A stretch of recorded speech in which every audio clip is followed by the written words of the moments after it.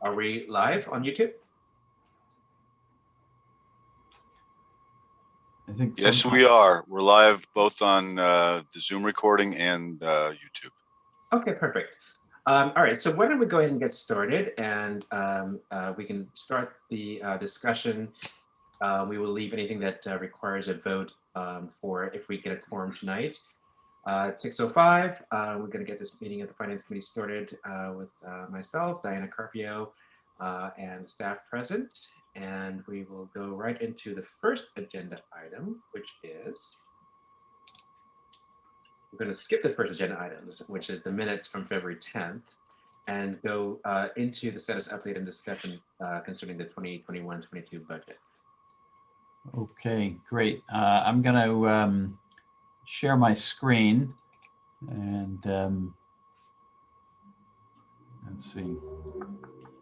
How come I seem to be, I had trouble finding the same thing earlier. Hold on.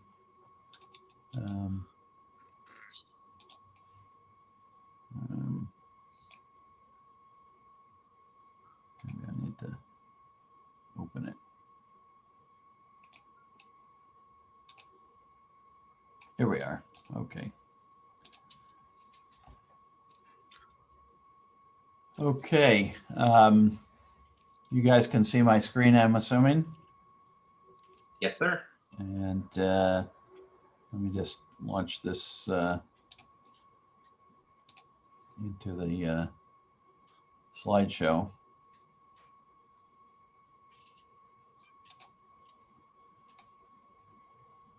Okay.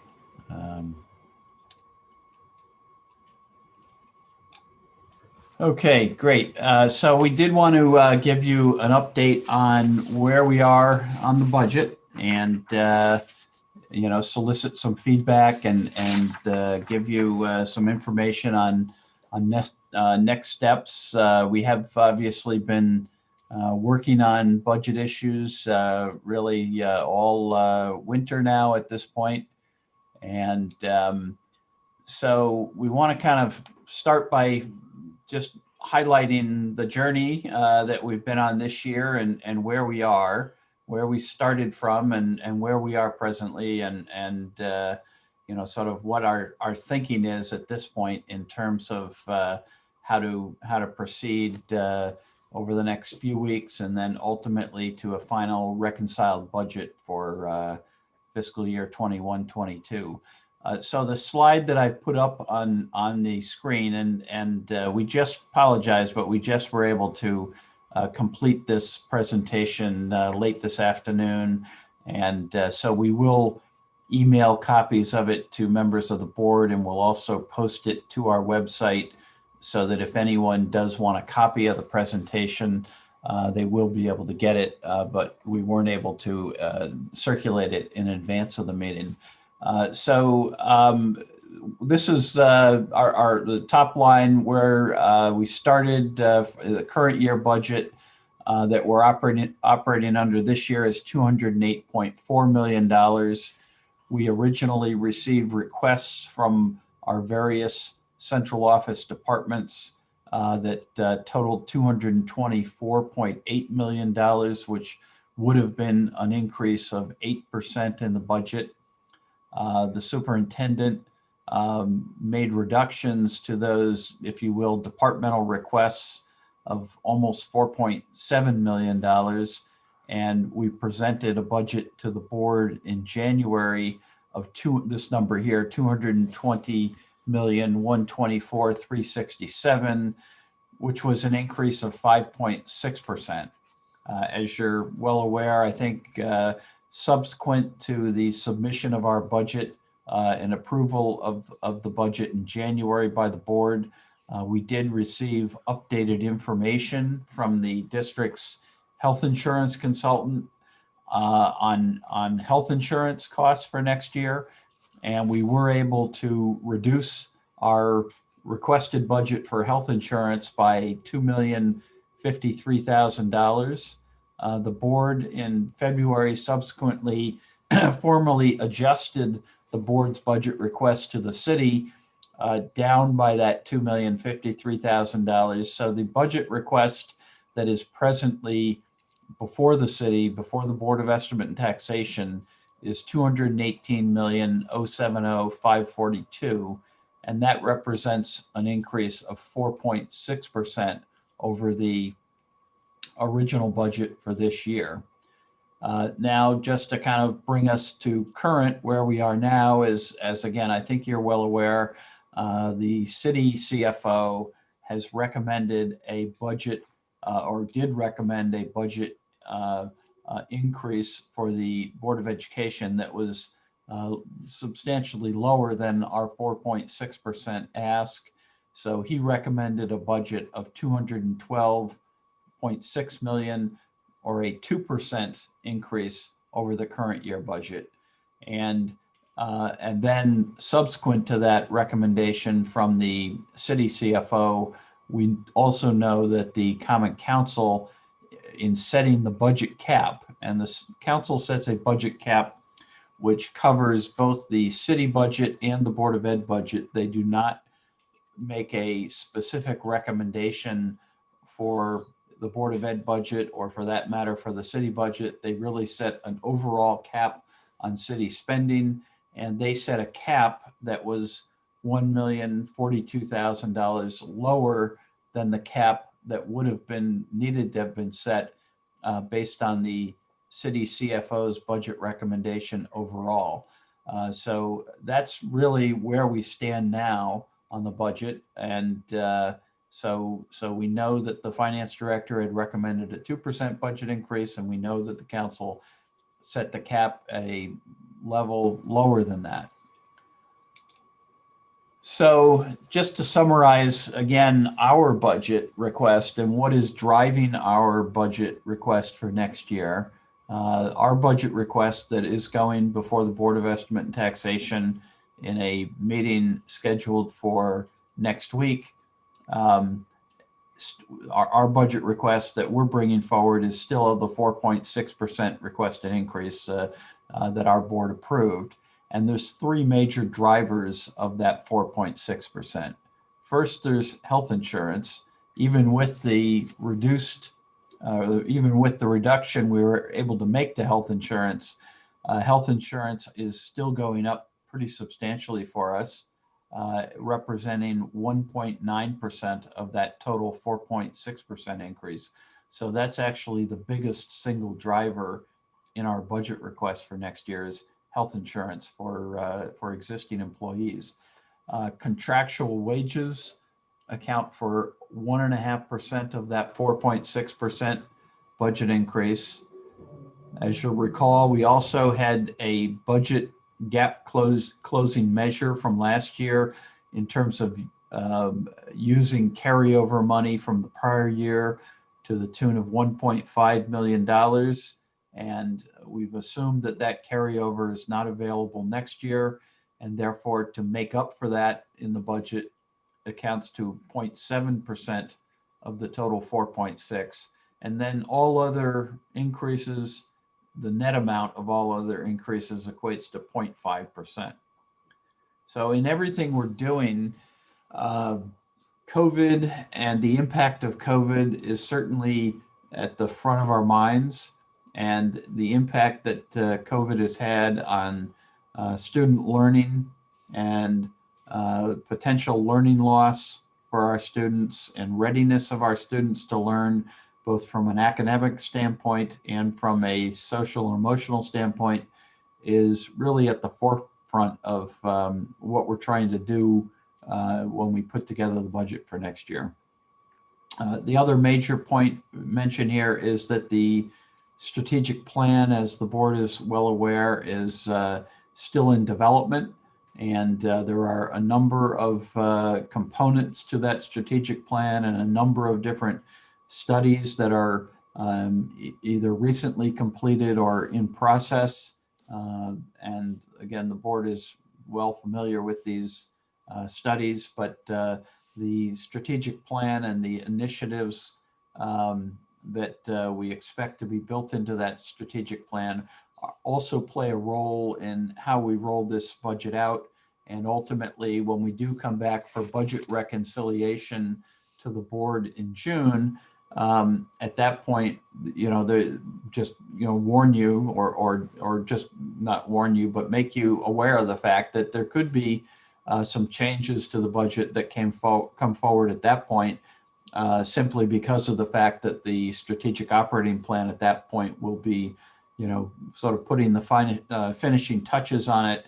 And so to the extent that we are able to develop initiatives that are in accordance with that strategic plan and that require funding, that could result in some shifts of the budget recommendations in June. And finally, just made note of accountability measures that we are ensuring that accountability measures are in place to ensure that we're using our funding in the most efficient and effective and impactful way possible for our students.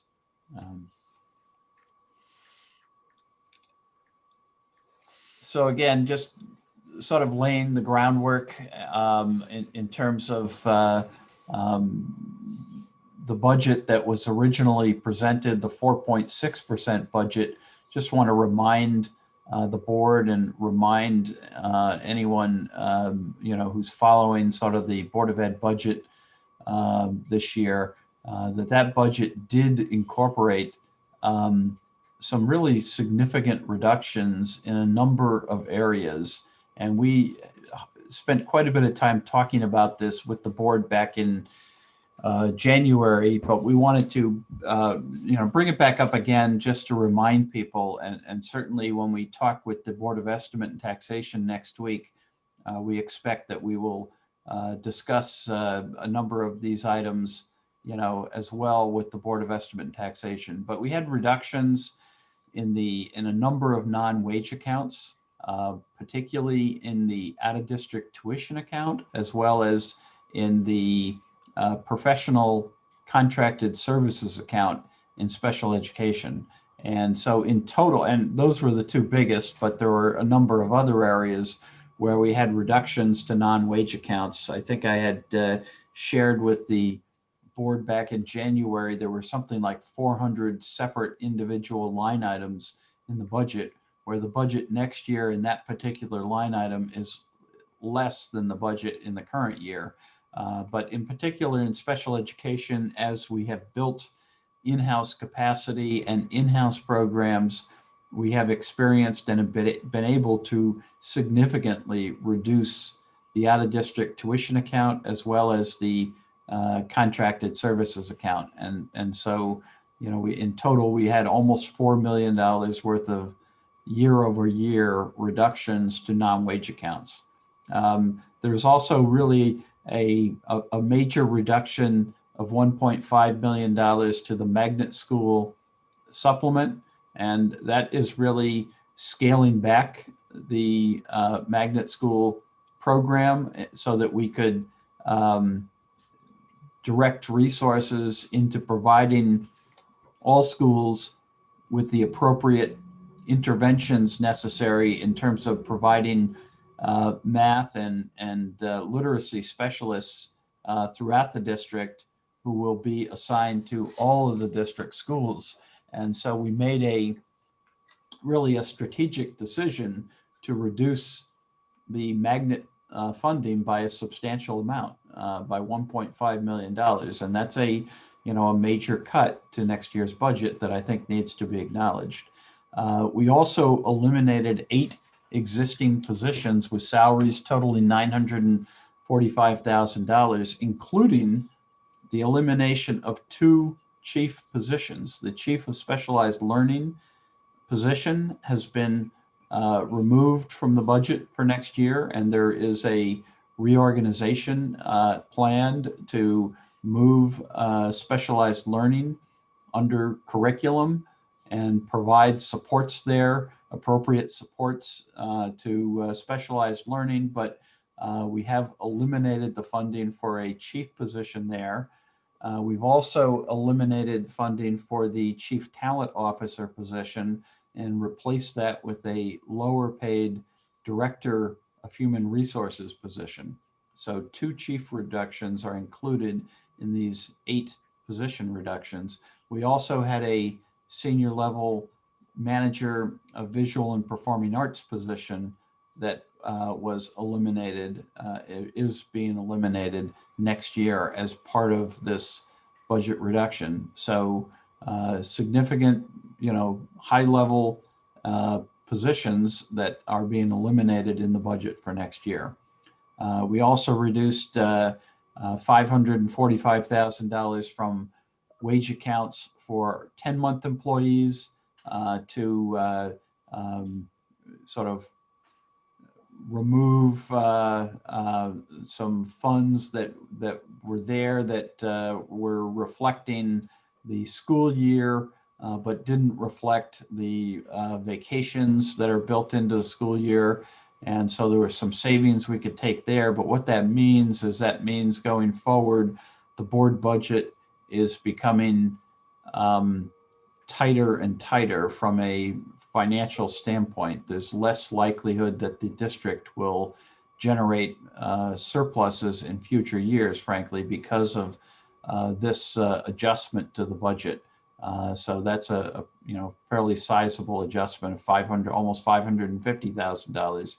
And then finally, we made a reduction to the student-based budgets of $431,000 by reducing the holdback that we require the schools to maintain when they develop their original budgets to allow for the policy that we have essentially is that the money follows the child, and that if a school has an enrollment bump or an increase in enrollment compared to what we budget compared to the October 1st actual enrollment, we want to be able to provide that school with the resources they need to accommodate those additional students. And we've reduced the amount that we're setting aside for that purpose in half, and that generates reductions to the student-based budgets of $431,000. So all told, what we have are reductions here of $7.4 million. And again, we just wanted to highlight that these are real reductions year over year that are made to the budget that were actually made as part of our original budget submission to the board in January.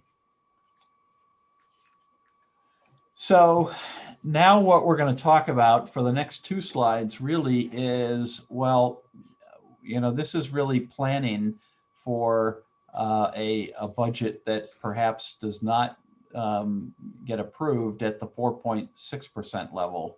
And again, our budget request that is still before the Board of Estimate is this 218 million or the 4.6%. And certainly we're not suggesting here that the board is adjusting its request. That is our request. And certainly we want to explain that request and defend that request before the Board of Estimate and Taxation. But we do certainly need to start planning for how to accommodate and live within a lower number if that's ultimately where we end up. And we know obviously the council has opined on the cap and made a further reduction to what the city finance director had recommended. So for planning purposes at this point, what we've suggested we start to look at is, well, what would a 2% budget increase look like for us, and what would be the implication of that budget on the district next year? Now, as I think everyone's aware, there are a lot of complicating factors this year, a lot of moving parts this year because of COVID. We have a lot of additional costs, and we also have some additional money that has been coming into the district this year to help cover those additional costs. Looking forward to next year, what we know is that the federal government did approve the SR2 grant, and the SR2 grant, the state just opened the application period for that, I think about a week ago. And we have a month to complete our initial application, and we are going to have 2 years in which to spend down those SR2 funds. And the total amount that's been allocated to Norwalk Public Schools is approximately $9.2 million under SR2. And I think we have a later slide. Kristen, correct me if I'm wrong, but I think there's a later slide that talks about SR2 in a moment. But so Correct. I'll talk in a moment about what the acceptable uses of SR2 funds are. And an important point for everyone to understand is that these grant funds that come to the district come with a number of strings attached to them. They come with a number of requirements of what you can use the money for, and they come with approvals that we have to submit a plan to the state Department of Education, and the State Board of Education has to review that plan and then approve that spending plan. So all of that still has to take place. One of the sort of the general rules with respect to both federal grant programs and state grant programs is that the state expects you, one, to use the funds for the purposes, the specific purposes for which the grant program was established, and they have rules typically against supplanting what is already being performed with local dollars. So it's usually referred to as a non-supplantation requirement. So really what grant funds are intended for is to supplement what you're currently doing, not to just take what you're currently doing with local money and shift it off to grants. With that said, we do think there are a number of things that fall within our budget plan for next year that we can legitimately and successfully request that approval to fund them from the SR2 grant. And that certainly, if that does turn out to be true, which we think it will, that will help us ultimately craft an acceptable budget for next year and to live within the constraints, the fiscal constraints that we face. So what we've listed here are some of the items that we think that the first two items are the math improvement teachers. And we think those can be funded in the SR2 grant because they're not presently funded in the local budget. And so they would be additions, and we think that would fall within the acceptable permissible uses of the SR2 funds. So we believe that we can shift those math improvement teachers over to the SR2 grant along with the benefits for those positions.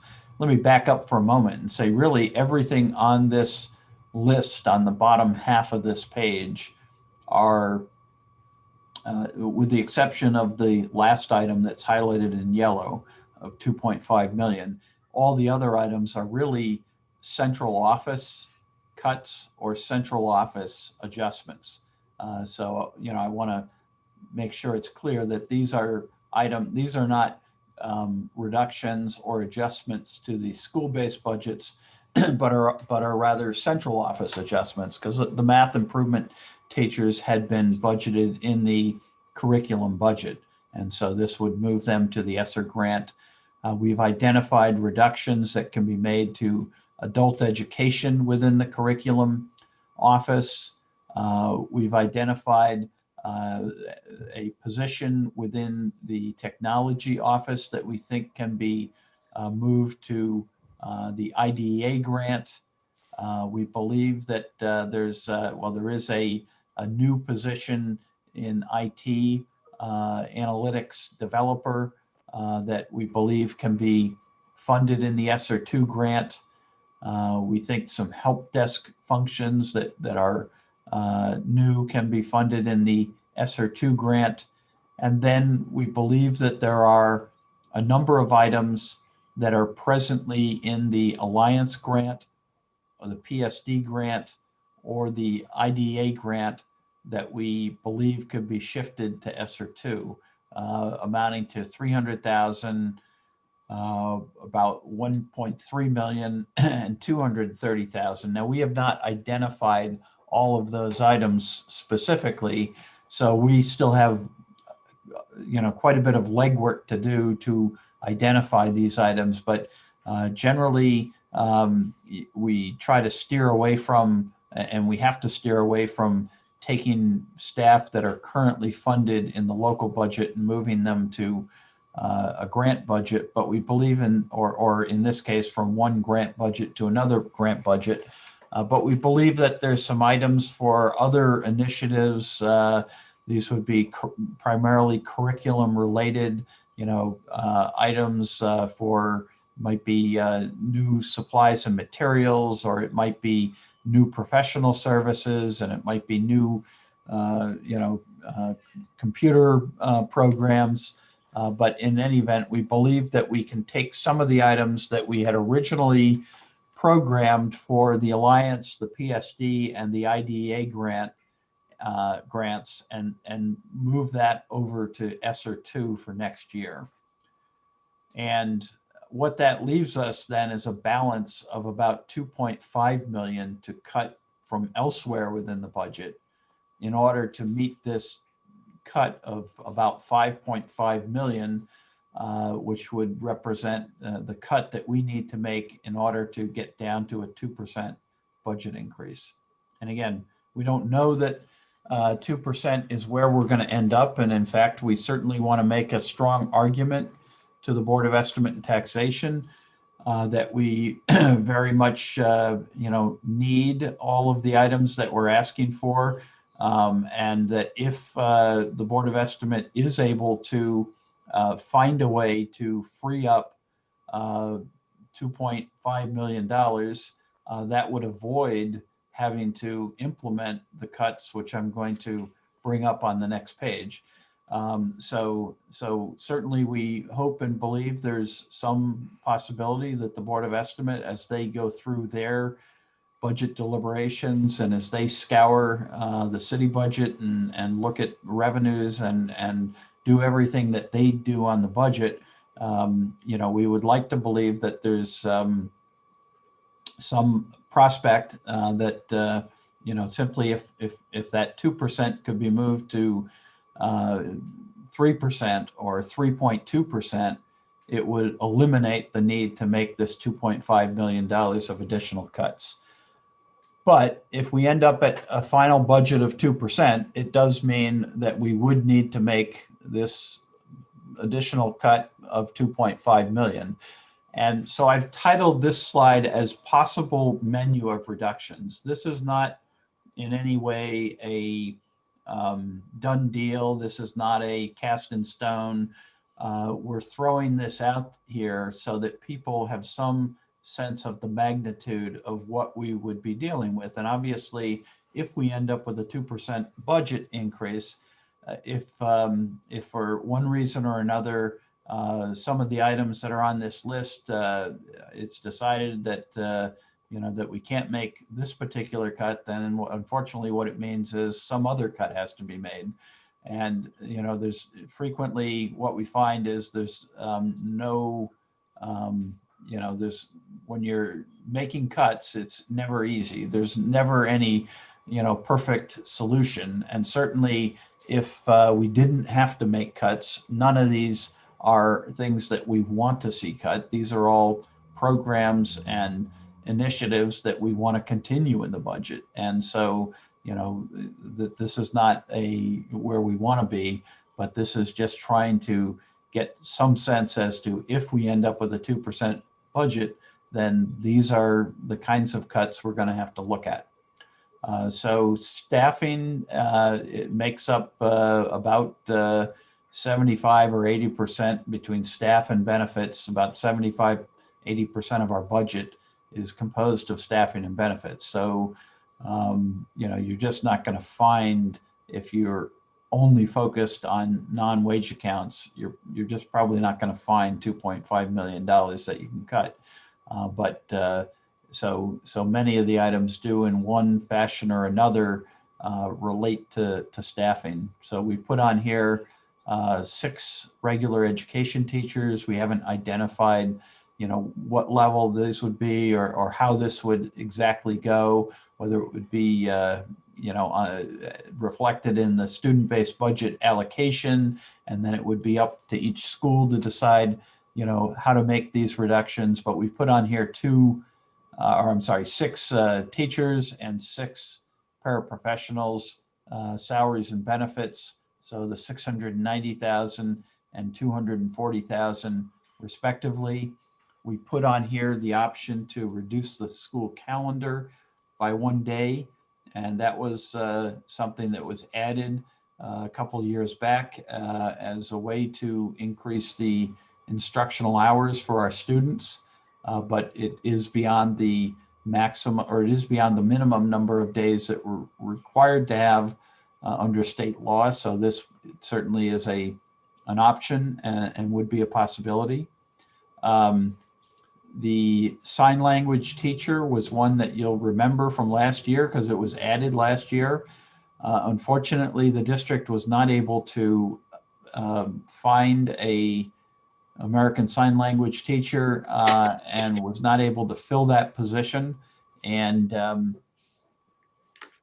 again, we don't, propose this as something that we want to do or recommend that we do, but if we need to make reductions, that certainly could be, something that is looked at and does generate some savings of some $165,000 to the district.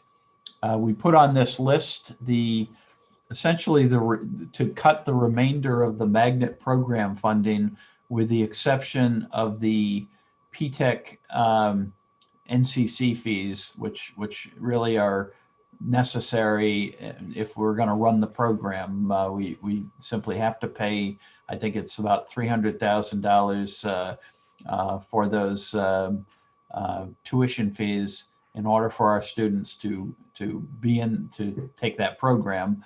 But we've put on this list the option to consider essentially eliminating all of the remaining magnet supplements to the tune of $675,000.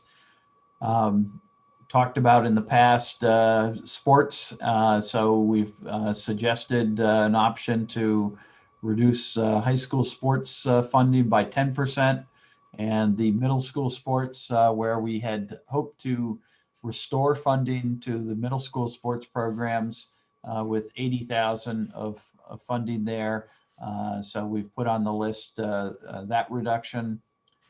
Music, as we start to talk about sports and other programs like sports, we think there's some need to have some balance, and so we proposed a district-wide reduction in music of $71,791.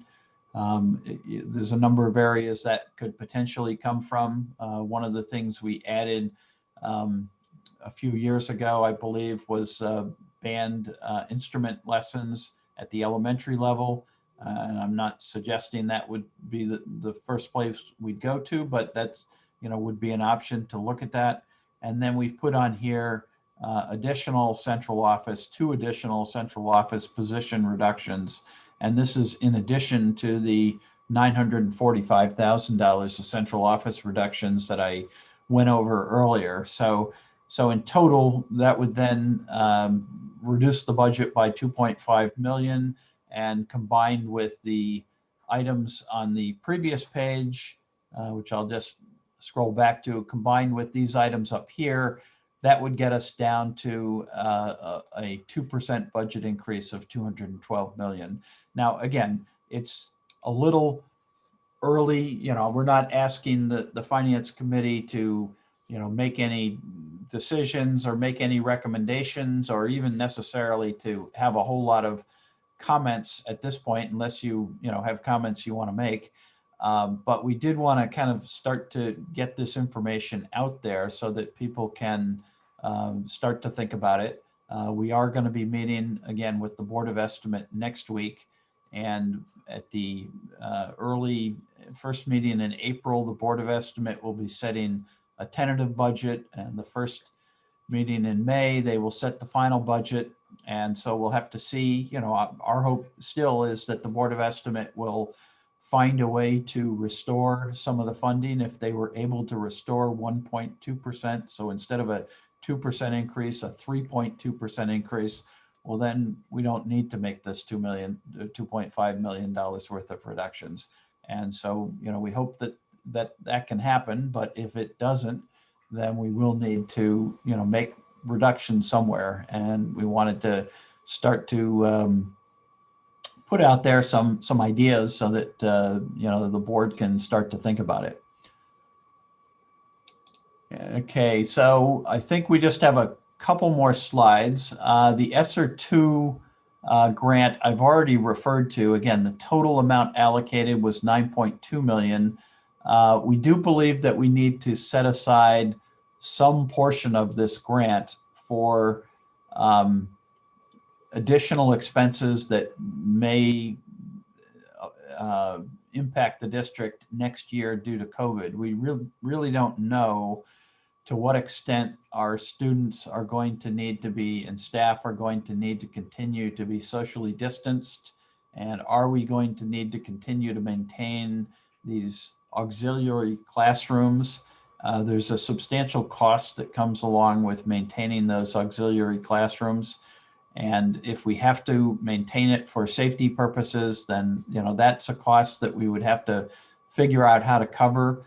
We may have other PPE type costs. There may be, things related to indoor air quality that we need to continue to address, and other systems like that. So we just believe it's prudent to anticipate that some amount of this SR2 money will be needed for what I would term sort of unbudgeted continuing COVID expenses next year. We don't really know how much that is, but we think that that is certainly a possibility. And to sort of draw all the money down on other things is, maybe a problem for us. So again, as I had indicated, the SR2 money can be spent over the next 2 school years. These are the state level priorities from the grant application that the state has put out. This is what they expect the funds are going to be used for. And however we use the funds, we need to tie it into one of these types of categories of expense. So again, we can't just take, take our heating bill for each of our schools and say, here, we're going to charge that to SR2, because the state is going to say, well, that's not one of the items that you can use the funding for. So these are the areas that we can use the funding for: academic supports, learning loss, learning acceleration and recovery, with an emphasis on the most vulnerable students. And that's where we think, certainly putting our math and reading specialists in SR2 is appropriate. Testing, attendance, student engagement, and tracking progress. Summer school and after school programs. So these are items that are all fall within academic supports. Family and community connections. So dealing with the social and emotional fallout, if you will, from COVID, and making sure our students are ready to learn, and their families are in a place where they can support their students to learn. Those are eligible expenses. School safety and social and emotional well-being. So PPE, cleaning supplies, air quality, facilities repairs to mitigate transmission.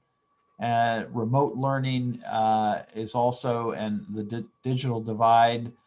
So technology and connectivity and professional development for staff and for families are all things that are part of the state's priorities for SR2. I think, well, I'll just finish up my slides and then open for questions. But if you have a burning question, just jump in, certainly. So some of our other concerns that we really want to get on the table here, this is sort of a bit of a potpourri of issues, but one point we want to make is that the governor in his budget has proposed delaying the ECS phase-in funding formula. And that funding formula was slated to provide additional Alliance grant funding to the district next year of $607,000. So that's one of and the governor has proposed essentially deferring that planned increase in the ECS funding, and which would defer $600,000 to the district in each of the next 2 years. And that is not something we had foreseen coming. I know the superintendent offered testimony on this issue, I believe last night, to the legislature. And so that is something that we hope the legislature will reconsider. But that does concern us. It concerns us for a variety of reasons. It concerns us because of the cliff, which I'll talk about in a moment. And it also concerns us because it's really reneging on what had been a commitment from the state government to school districts to phase in increases to the ECS funding formula. And so we're really quite concerned about that. I've mentioned this several times, but all of these grant programs have very specific spending guidelines, as well as supplanting prohibitions, so that that's something we have to be very mindful of, that whatever we submit to the state has to comply with the spending guidelines, and we have to meet the requirements in terms of not supplanting local dollars. The cliff that we've made reference to here applies really to all of these extraordinary one-time funding sources. So that we have a cliff with respect to the SR2 grant. If we're using that for the math interventionists and the literacy interventionists, well, we have no reason, and we fund those interventionists or those specialists from the SR2 grant for the next 2 years. We want to really put on the record that this is going to be a big budget problem 2 years from now, because it will mean that when that grant goes away and is no longer available to fund those positions will all need to transfer to the local budget. And so that is a major concern of us, and that's a concern for the SR2 grant. It's a concern for the fact the ECS phase-in is being deferred by 2 years. It's a concern with respect to really any of the other grants that may come from either the federal or state government, that we have to be very mindful of this fiscal cliff and not create, just a horrendous crisis 2 years from now for the district and for the city in terms of how to figure out how to fund these things. Ideally, these funds should really be used for extraordinary, almost one-time type expenses to catch students up, to address, learning loss, and to, deal with other impacts and expenses directly related to COVID, so that when COVID is truly behind us, then those expenses go away. But to the extent we use these grant funds to cover items that we expect are going to have to continue, it's going to cause a big budget problem 2 years from now. So we want that on the record, that we've made this point and made it loud and clear, so that people don't suggest that somehow or other there was some malfeasance 2 years from now when we say we need millions of dollars more money to continue our existing programs and services, that's what's, that's going to be a problem. So I think I've addressed the next point on the purpose of the federal COVID relief funding already. Capping of certain statutory grants on the excess. We're just again, this is sort of a potpourri, but we've received some word that there may be some other grants, including the excess cost grant, where there may be some fiscal limitations placed on those that could reduce our funding in those areas. With respect to COVID itself, there's still quite a bit of uncertainty around, what the school is going to look like come fall. Are we back to something that looks very similar, close to normal, or are we in some, continuation that's not, too different from where we are now? We're not really sure. And what impact are the new strains that we hear about, going to have, and, how effective, are the vaccines going to be against those new strains? So there's just a lot of uncertainty really on all of these issues, and really unknown long-term impact of the pandemic in terms of, how long it affects us and in what ways it affects us. So we have to really be available and able to adjust the way we do business and adjust how we respond as the situation changes. And finally, there's uncertainty about potential fluctuations in enrollment. What are we going to experience this, over the course of the next 6 months in terms of impact on enrollment? Are we going to see a return to, new students coming in from other countries needing multilingual language services? Is that, going to be a major impact for the district next year? We don't really know at this point. We're just going to have to kind of monitor that as we go. So I guess, and finally, some important dates and next steps. And so we have a meeting on March 16th with the Board of Estimate and Taxation, and the members of the Finance Committee are invited to attend that. And this is our opportunity to meet directly with the Board of Estimate to explain our budget request and to defend our budget request, and for the Board of Estimate and Taxation to ask us any questions that they may have on our budget request. So this is, very much a give and take kind of meeting. It's relatively informal, and just, a lot of back and forth and questions and so forth. We're put on here, we have held off on sending out our school-based or student-based budget packages to principals, because we really want to have a better sense as to where the budget is likely to land. Because when we give the principals a number and they start working with the school governance councils, we want them to have some confidence that that's a number they can bank on. And we don't want, to send them down a path based on one set of numbers and then come back and sort of pull the rug out from underneath them and say, oh, we've, just found out you don't have that much money.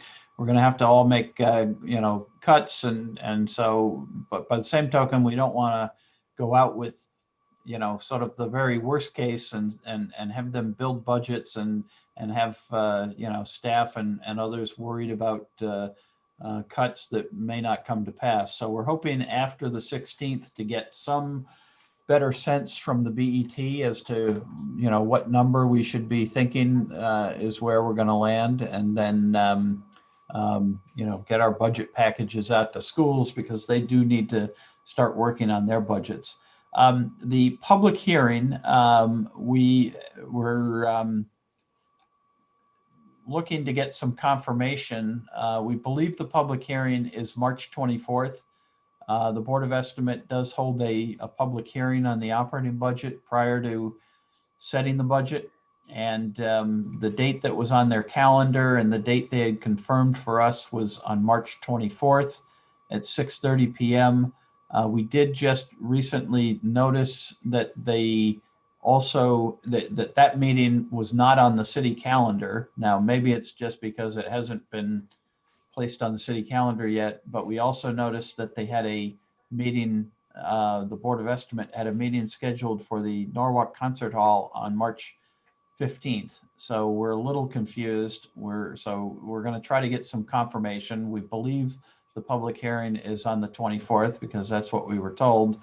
But we just discovered before we went live on this meeting that there is a meeting that's noticed on Monday the 15th as a BET meeting in the concert hall, which is not where they normally hold their meetings.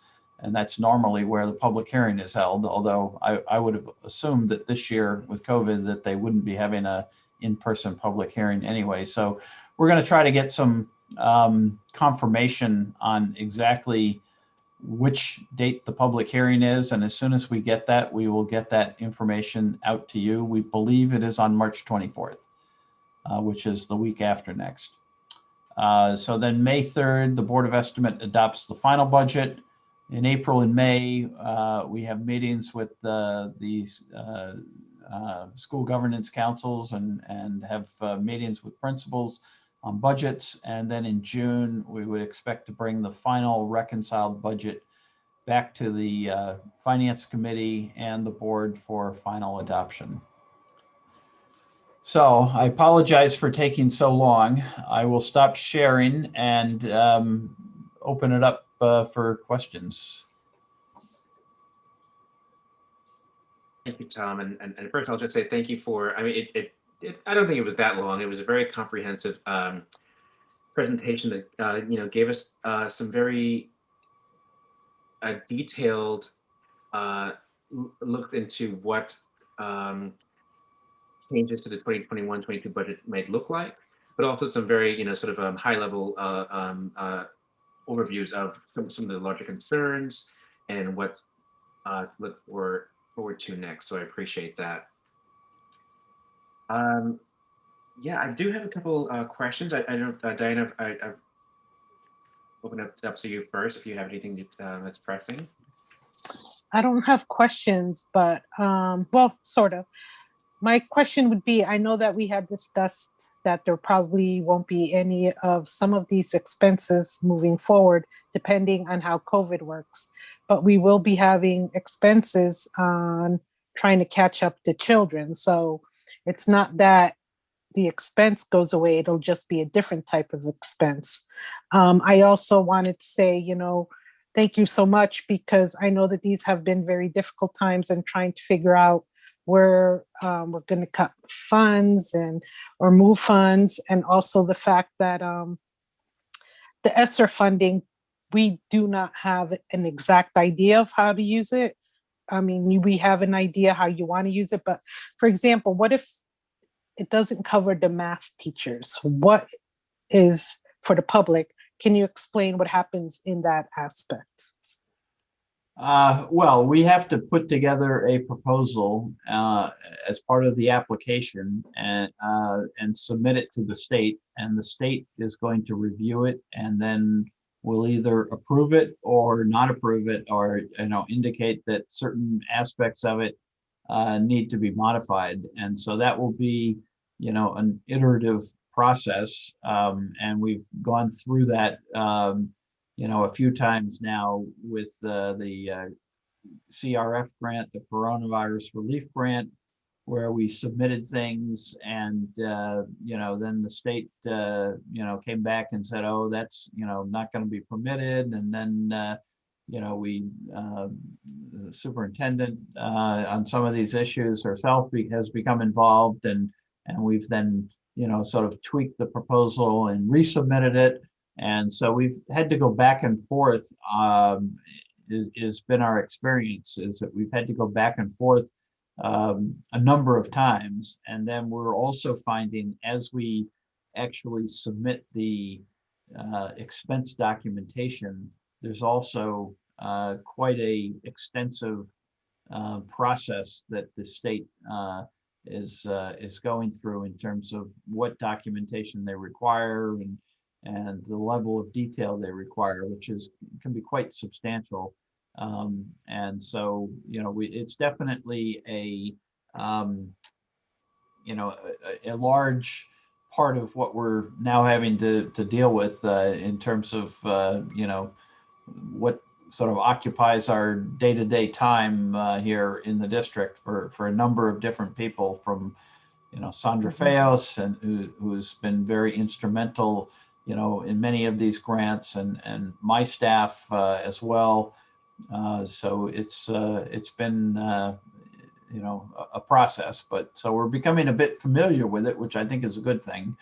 But exactly how they're going to respond to the proposal on, say, the math interventionists, the math specialists, I think we believe we're on solid ground on that one, that we should be able to explain how that will directly impact students who have been impacted by COVID. And so that will certainly be our angle and argument, is that these interventions that these specialists are going to be providing are directly related to helping catch our students up who need to be caught up because of COVID. But how the state reacts to that, we won't know until we submit it. Okay, thank you. And no, thank you, Diana. I think that's a very good point. I think that the idea of being able to get reimbursement for expenses that are not currently funded by a local budget does run up against the question of, well, are those COVID related, and should they be in a local budget, right? And I think that goes to the point you made, Tom, about the fact that whether we do get state or federal reimbursement for some of these expenses, we will find ourselves running into this cliff where the funds will run out anyway, and we'll need to find a way to supplement those in somewhere. Right. Maybe the superintendent wants to jump in, but I know that she has certainly expressed in meetings I've been at that these specialists are something that all schools need and should have. And this is, although they will be focused on COVID and catching students up in the immediate aftermath of COVID, they are of our work, right? Yeah. So it's not just obviously COVID has exacerbated the need for the specialists, but every school should have reading, writing, and math interventionists as part of their program. That's part of the process where we address some of the work around SRBI and making sure that we don't overdiagnose kids into special education. One of the things that we're carefully monitoring. At the end of the day, if we don't provide proper interventions, we wind up in the long run spending more money providing services that will cost the district more than just providing the essential interventions that students need. And I think one of the things that we have to highlight is the piece that when we budgeted the specialists, there were some schools that already had specialists, and we pulled them out of their school-based budget and added them to this pool of money. Primarily, some of it was grant money and some was based on other elements of the budget. So if we wind up eliminating the specialists, we're also creating potential layoffs of people that are already employed, more than what we have projected in the 6 educators that we articulated earlier in the presentation. So I think that I just want to preface that, because the impact of not having the resources to bring in these specialists, it's not only about those that are coming in that are new, but also those that are already in the system that could potentially be at risk of losing their jobs. And it's kind of unfortunate that we have to have these conversations right now in the midst of the pandemic and after all the extensive and hard work that our teachers have engaged in to ensure that our kids succeed, Now we're in the place of having to have a conversation that we have not been fully budgeted in the request that we made to meet some of the basic contractual needs. And as a result of that, hey, you did great work, but now we're considering having to let you go because of budgetary constraints. So, you know, I just have to preface that because it creates a certain level of anxiety within our system when we have to have these conversations. But unfortunately, we are at a point right now that there's not much we can do when we only got a 2%, only 2% of the 4.6% request. And there's still a lot of uncertainty in terms of how we can utilize the SR2 money. But most importantly, we want to be very careful, like Mr. Hamilton articulated, that we don't create cliffs that then we can later not manage, and we create a bigger problem 2 years from now where we have to potentially lay off a substantial amount of staff because either we have to address the gaps that we have now, in addition to the additional needs that will be in place in the request 2 years from now, and people might find it as a lot at that point, but not take into account the fact that we are kind of compiling costs over time because the budget wasn't fully, the budget request wasn't fully funded. And yeah, no, and thank you for articulating that, because I think that's exactly what Diana was asking, is that, you know, if an expense is not currently in the local budget, but arguably should be, like these math specialists, then are we going to run into either any pushback now or that cliff in 2 or 3 years? So, you know, I think that we need, I appreciate that we're bringing it up tonight, that we will have to address it at some point. I just one question. Sorry, Diana, do you have any other questions? Okay. I'm just to make sure that I'm up to my own speed. Tom, the numbers you presented tonight were based on a 2% increase. Yes. Even though the council voted on a 1% cap increase. Well, the council voted to reduce the cap that had been recommended by the city finance director or city CFO by $1,042,000. What the council didn't do, because it's not really within their purview, they didn't say where that additional $1 million reduction should be taken from, because that's the Board of Estimate and Taxation's job. And so we don't know whether the Board of Estimate and Taxation will take it all from the Board of Education, or whether they will take it all from the city, or whether they will split it, or whether they will find some other financial mechanism to cover it some way else. So we don't really know what the Board of Estimate may do. If the Board of Estimate were to take the full $1,042,000 off of the final approved appropriation for the Board of Education, so they put it all on the Board of Ed side, that would reduce that 2% actually down to 1.5%. Is that correct, Kristen? So I think, yep. Yeah, so we calculated it, but we have not built a scenario to get us down to 1.5%, but we would have to reduce another $1 million, basically, is what we'd have to do. And so that would be, even more difficult, more cuts.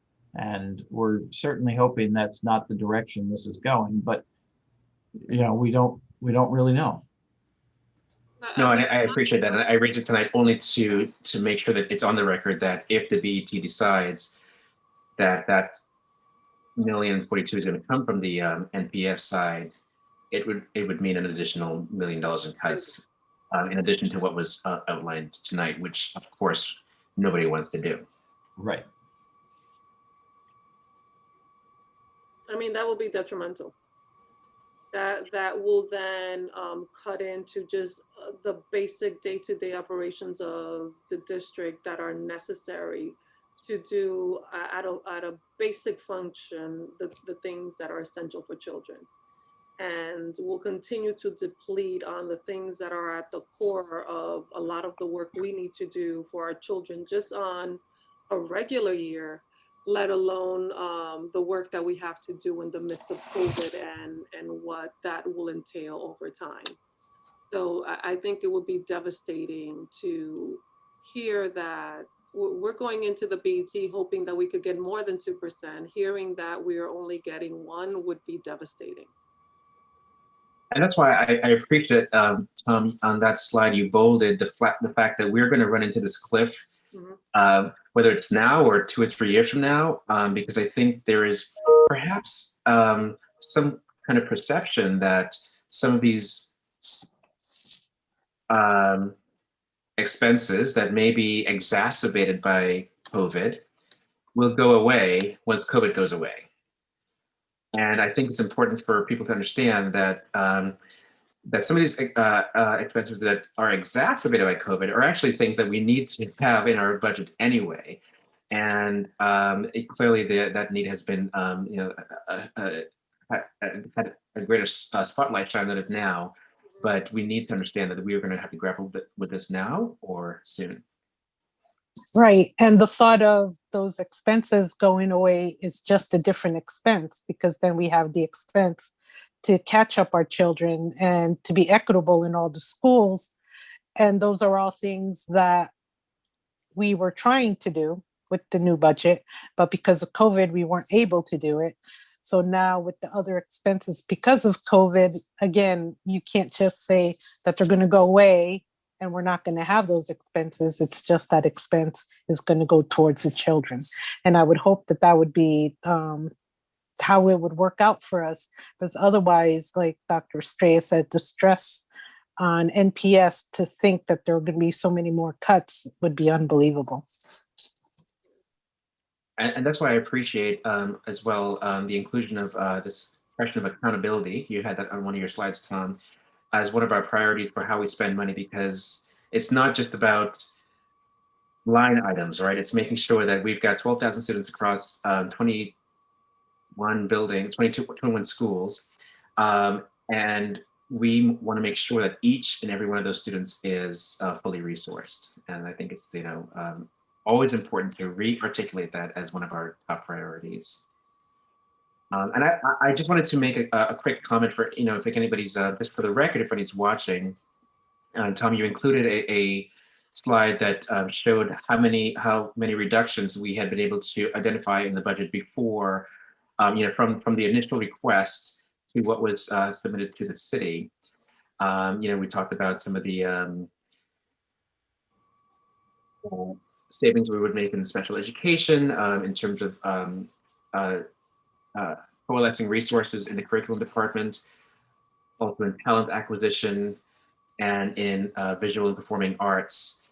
And I wanted to really kind of clarify, those reductions were able to identify ways to achieve additional savings, efficiencies for how we spend our money. But I think it's safe to say, and please correct me if I'm wrong, that they were not made with the primary intent of just saving money. They were made with the intent of increasing efficiencies and the way that we deliver instruction, right? So it wasn't just like we were trying to slash the budget, right? We found ways to improve the way that we operate.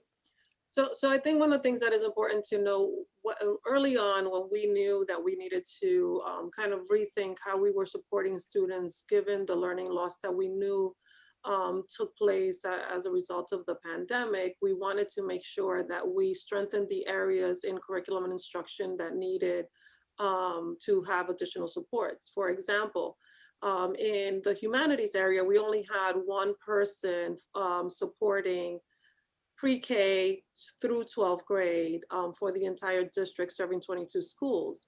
It is unrealistic for one person to really do a deep dive in supporting instruction in that way. And if we're bringing in specialists, there has to be a sense of supervision so that we can have consistency across the system in how we were providing the support. That's why we brought in two additional directors to support that work, one focusing on early childhood, one in upper elementary, and then one in grades 7 through 12. And that will give us the opportunity to really ensure that as we infuse the reading specialists, but also provide specialized interventions and supports in the schools, that it could be differentiated and monitored in a way that was meaningful, because only having one person to do that scope of work was unrealistic. And that's an example of some of the work, while also bringing in special education into curriculum and instruction to ensure that there was consistency across the system, despite the services students were receiving around teaching and learning, but most importantly, the type of curricular task and resources that students were being exposed to. Because currently, because these departments were separated, that level of fluidity was not happening in a consistent basis. And our hope is that with this new design, and as we continue to redesign central office through the recommendations of the work that is happening through the strategic operating plan, that we will create better systems that will target our focus around the areas of concern. One, as a result of the pandemic, but also as a result of what we've learned from the different studies that we've conducted within the past few months. Perfect, thank you. And just one last thing, not to belabor this, but I think that in making the point that I think we need to sort of make multiple times, not just for our counterparts in the city, but for the general public, that these ESSER funds are not things that we can just throw into our operating budget and supplant local expenditures. It might be helpful when we present to the BET to have an accounting of ESSER allocations year to date, Mhm. and also examples, like concrete examples of things that we had hoped to get reimbursed and were not, and ended up not qualifying.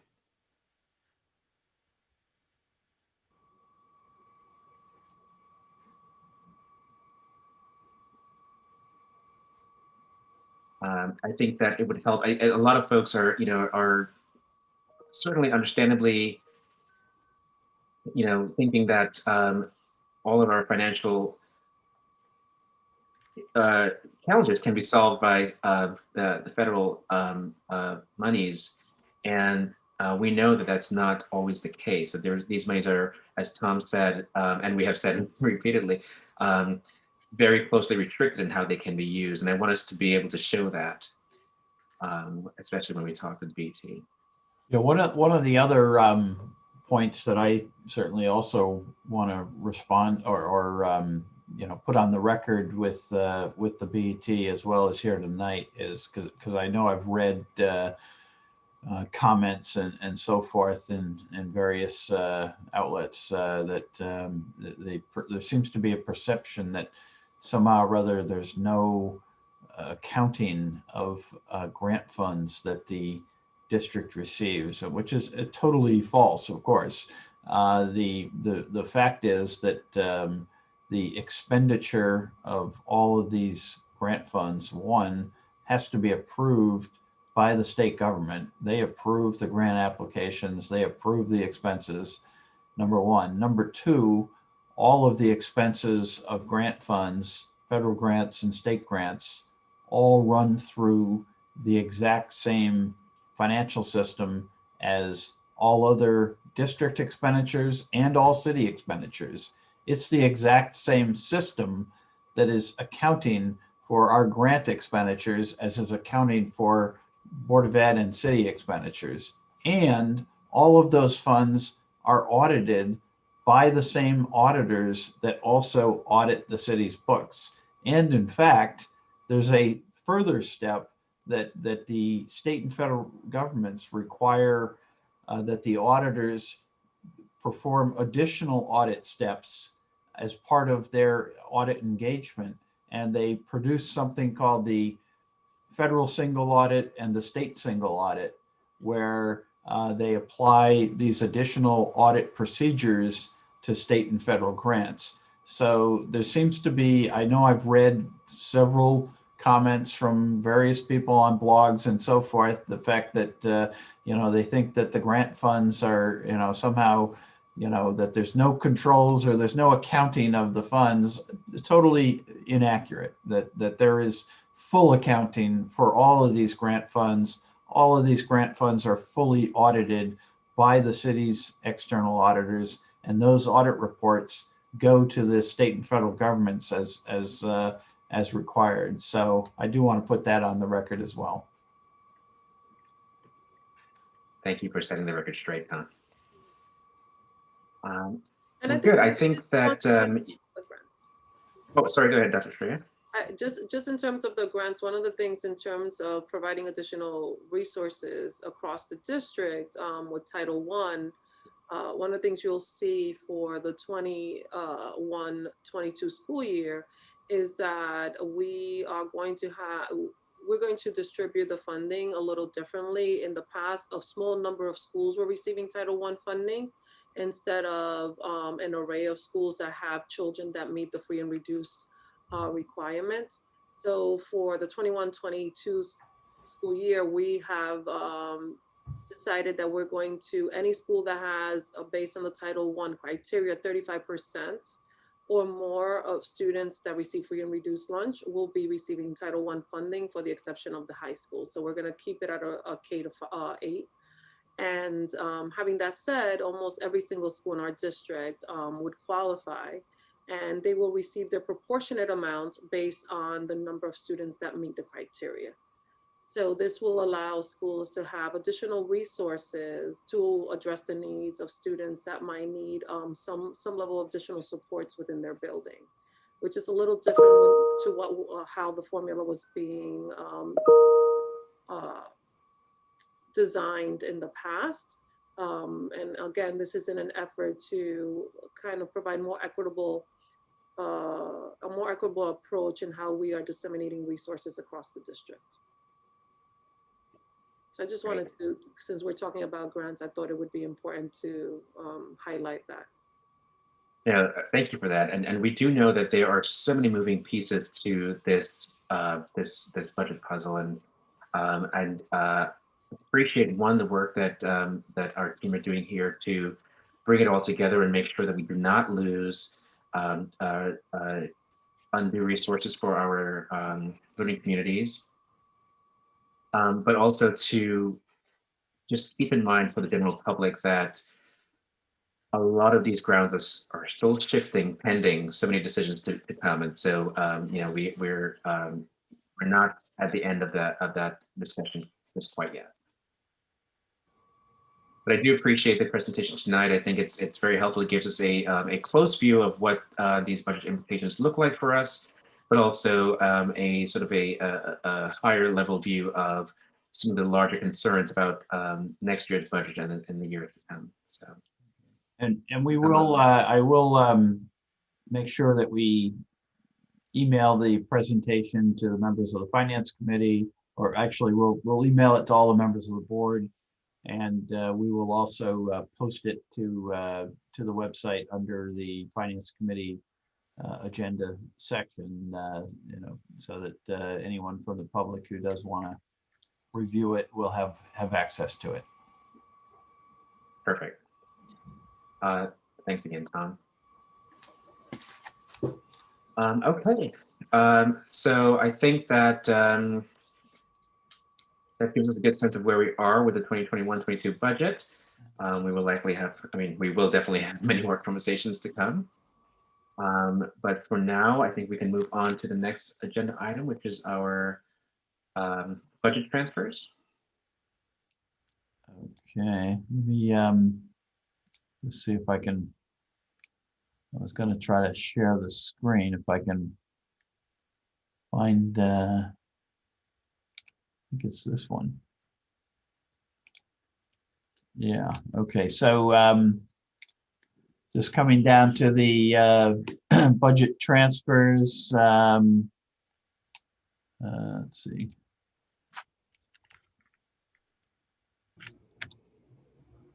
Oh, that's a little too big. Let's see. And this is the financial report, Tom. I think you want to go 2 pages earlier. Oh, I'm sorry. Okay. Okay, there we go. Transfers. I was gonna, Kristen, you're gonna take these, right? Sure, I can take these.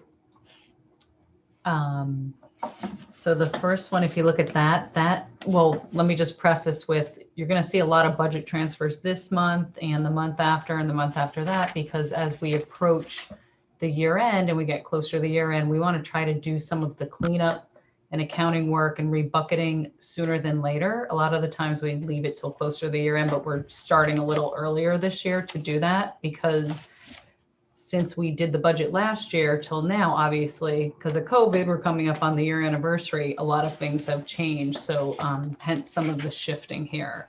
So the first account is just moving the expenditures to, or the budget to cover the cost of daily subs. We're moving that from a 117 account, which was teachers, into a 330, because our daily subs are an outsourced service, hence the 330 account, that's 60,000. The next line item is 52,000, and it's shifting funds to cover the temporary teaching and support services of an outside vendor due to a teacher retirement. Again, moving from 117 to a 330 account.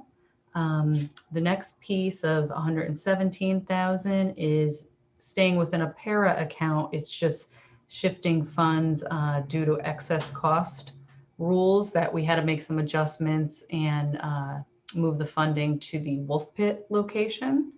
The next piece has to do with shifting funds due to caseload management from different areas into the Norwalk High School budget for 136,000. The next few accounts, the next 3 accounts are shifting funds from the 563 account, which is the out of district tuition account, into other in-house type accounts. And this is related to obviously students who may have been impacted due to COVID not being outplaced versus the budget assumptions when we first struck the budget. And the first one is $100,000 to cover other professional technical services due to IEP requirements. The next piece is 20,000 to cover non-instructional equipment and devices in-house for staff. And the third piece is 230,000 to move to instructional equipment and replacement devices for students for laptops, MacBooks, and other equipment that is needed in-house versus being outplaced. The next line item has to do with shifting funds to cover the balance of the school year consultant in the curriculum account. And as you've seen, the pieces it's coming from has to do with a reduction in an adult education out of service professional technical contract, as well as professional development due to COVID as well. Not all of the PD could be accomplished. The next line item has to do with shifting funds from a music account to a band account. We thought by just creating, this is truly an accounting change in account coding, by creating a band account, it was easier to track the band funding versus the music funding. That's 40,956 in the 730 account. The next one has to do with the same thing, just moving it out of the generic music account into a band account, which you could see at the end is 1126 is the account or org code. That's 70,000 for the 134 account. And the next account, 25,000, is shifting funding to cover district vehicles until the new vehicle is received out of the facilities accounts. The next few accounts have to do with a shifting or an accounting cleanup versus budget of gas accounts from where they were budgeted to where they're properly hitting and how the billing's coming in. So that's the 15,000, the 89,000, the 83,000, and the 10,000. The next line items have to do with really looking at the high school budget. Brian McMahon in particular that I think the remainder of it has to do with that, and looking at account cleanup and where they're spending the money versus where it was budgeted initially. And some of this is COVID related, why there was a change in budgeting assumptions. The 30,000 is shifting from a 138 non-certified hourly account to an equipment account to purchase instructional IT equipment, LED panels for departments and other instructional equipment needs. The next 30,000 has to do with shifting from a 138 non-certified hourly account to a para account to cover cafe monitors that were difficult to find during part of the pandemic. The next account is shifting funds from the travel account to the instructional equipment account for 27,500. The travel account wasn't used, obviously, due to COVID. And at the time the budget was struck, we weren't fully into COVID, knowing that this may be the case. They're going to purchase some new furniture and other equipment for the media center and library learning commons. The next account is just accounting cleanup or an org code cleanup. It's related to stipends at Brian McMahon, but instead of putting it in the principal's account, that org code, it's putting it into the appropriate account there to pay where these stipends are typically paid. 30,000 on the next line item is shifting from a 330 professional account to an equipment account. So other IT equipment and LED panels can be purchased, similar to one up a few line items. And then finally, the last transfer has to do with moving funding for Brian McMahon out of instructional equipment to an instructional supplies account for 20,000.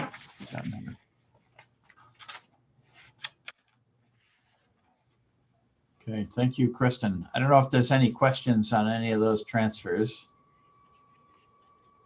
Just a couple from me. I think most of it's very straightforward, going from one account to the next, cleanup. In terms of vehicles, I understand we're waiting for a new truck. So the $25,000 is for, it's to cover what? It's going into a 732 account. I think I have to look that up and get back to you specifically on what they're spending it on. I think it might be rental costs or something, I believe. That's what I believe. I'll look it up and see if I can figure that out while Tom's doing the financial piece. Okay, and you know, we can answer it at the meeting at the next board meeting if that's easier. I'm just curious about the gas. Was there a gas hike at NHS at Newark High School? I think just it was a change in budgeting assumption. So it was budgeted in some of these accounts, whereas it should have been budgeted at Norwalk High. I see.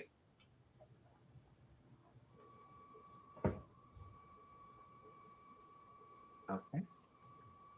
Diana, any questions about the transfers? No, I'm good. You actually asked about the truck. Okay. I'm looking that one up in particular.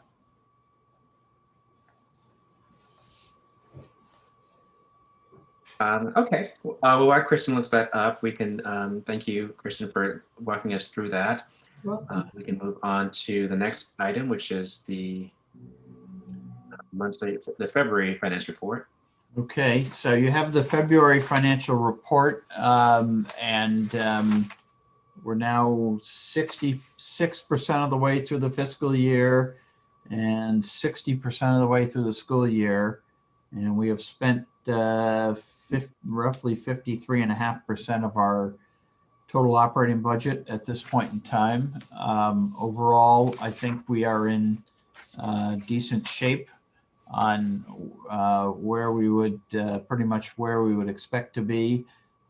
Top line, we are running actually a little bit below last year's expenditure level. Primarily, we see that in the 500 series accounts here, and somewhat in the 600 series accounts, supplies and materials and other services. Other services reflects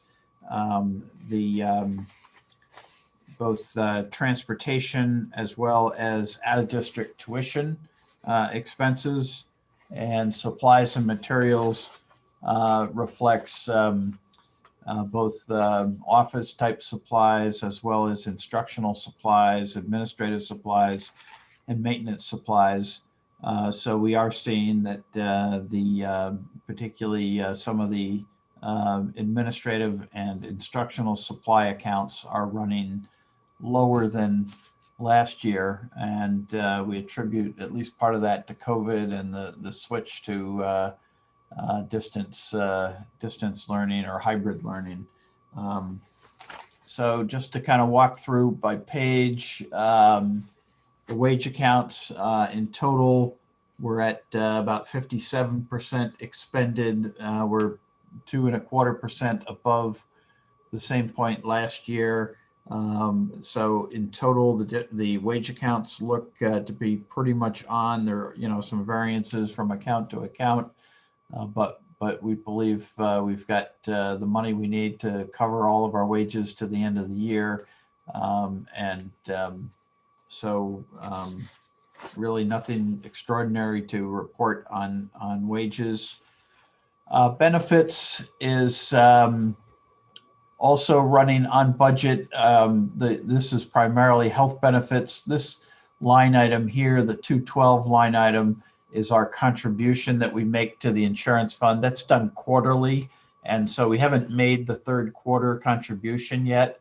And when we do, then that percentage will go up substantially. And then we make the final amount really as a closeout contribution at the end of the year as we close the books. So that account is running, where we would expect it to at this point. And the fact that it's only showing 49% expended is really because of the 45% number on fringe benefits, which again, that is made quarterly. The professional and technical services accounts, the 300 series accounts, the biggest account here is down here, the 330 account, which is other professional and technical services. And you can see we're roughly at the same point we were last year, spent about $2.8 million. It is running a little light compared to the budget of $7.4 million. Some of that is a timing issue, and some of that is a result of the Board of Ed spending less money on some outsourced or some outsourced contracted services. But overall, we think, we're going to spend the majority of that budget by the end of the year. Property services in 400 series.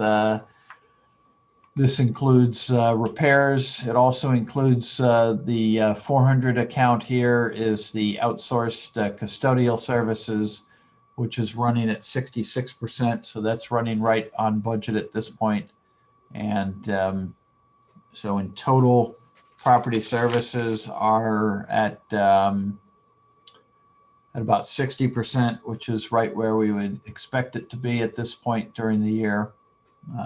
The 500 series we already talked about is primarily student transportation, as well as the two special ed tuition accounts you see down here in the bottom, 562 and 563, and they are running lower than budget, and that is a reflection of both some impact from COVID as well as the move to build more in-house capacity to provide services in district.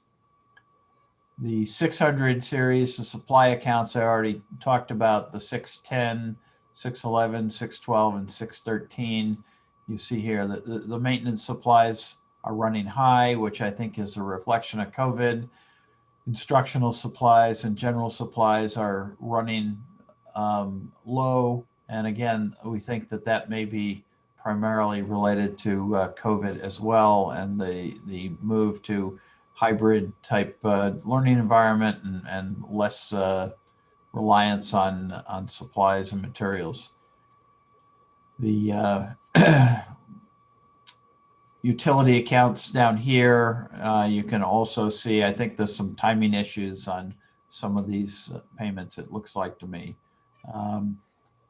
The last set of accounts are mostly the 700 series, which is equipment. And so you can see instructional equipment is running, pretty much on budget and ahead of last year, as is instructional software ahead of last year. And again, I think we attribute part of that to as well to COVID, because here's where instructional equipment, we'd be, talking about technology equipment there primarily, and software obviously related to technology as well. So I think, we are seeing certainly the impact of COVID on our expenses and in a variety of areas in the budget. And that pretty much rounds out the financial report. I don't know if there's any questions. I'm just going to chime in. Can you guys hear me? The transfer that you asked about for the truck does have to do with the lease that we have with Penske for a truck for this facilities department. It was put through in the capital budget, but I guess it's not available yet. So in the meantime, we need to lease, and that's what that has to do with. Perfect. Thanks for coming up with that so quickly, Kristen. And thank you for the financial report, Tom. I think it seems very straightforward, and I think it's clear that in some of these accounts that are running perhaps behind the assumed budget that we should be through for the school year. Some of that is based on timing. Some of that is based on COVID. I just want to clarify again, again, some of these questions have come up during budget conversations. Are there any explicit efforts to rein in spending as a way of having a budget surplus at the end of the year? Well, we've not imposed any, hiring freeze or a spending freeze on our schools. It's possible that, that's something we could look at. And if that's something the board wants us to explore, I guess I would kind of throw it to the superintendent and see what, her thoughts on that are. We certainly want to make sure that our schools feel that they have the resources they need in this, pretty unusual environment and difficult environment for our students and for our staff. I don't want to put them in a, more difficult situation than they're already in by telling them, no, we're not going to let you purchase this item or that item, even though they feel they need it in order to, provide effective instruction. So I am a little reluctant to, to impose, or to recommend that we impose spending freezes, but, that certainly is something that, could be explored. Oh, no, I should clarify, as am I, by the way. I just wanted to clarify for the record that that's not something that we are imposing on our learning communities this year. We are, we're not trying to starve ourselves this year in order to have a surplus for next year. So thank you for that. Ben, I don't know if you had any other questions or comments on the finance report. No questions. Just I wanted to say thank you to everybody for all the time and effort that everybody's put in. I know it's been a tough couple of, I would say, months. And thank you.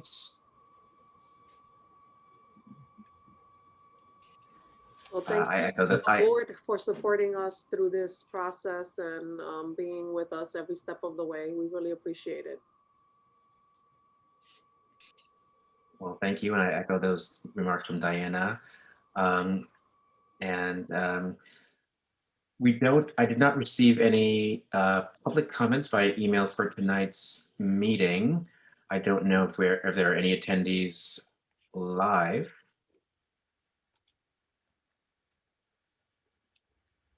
I Sounds don't, like no. I don't know if Roland has access to, I don't think there's any live, but I don't know how to tell. They're not, I can't see them on the participant list, but I guess if they were live, they wouldn't necessarily be on the participant list. Yeah, I have no way to see the people that would be asking to make comments or anything like that. Yeah, I think we're set up to just receive the emailed comments for the committee meetings, and or at least for this committee meeting. Okay. Well, good. I don't think we have any public comments. The only thing I just wanted to make one comment before we adjourn, and that is to acknowledge something that I think may be become public in the news tomorrow, and may already be noticeable by a major absence tonight.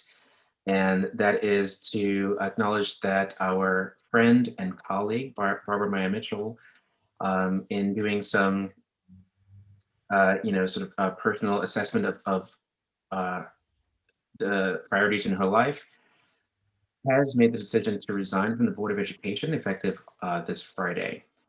And so we certainly felt her loss here tonight, and will continue to feel it on the board with immense gratitude for the selfless work that she's been doing over many years, but also a great deal of respect and support for the choices that she's making now. So I just wanted to, on the record, say, Barbara, we're going to miss you, and thank you. And so I think at 7:46, we didn't actually have a full quorum tonight, so I don't know if we have to make it a motion to adjourn. We will revisit the minutes from the January meeting when we meet next month. Diana, you ready to adjourn? Yes. We'll take it. Okay. Thank you so much to Dr. Schrader, Tom, Kristen, the entire team for your really meticulous work. We know we're not done yet, but we really appreciate it. So thank you. Thank you, everyone. Thank you. Good night. Thank Good you. night. Good night. Thank you. Night, everybody. Good night.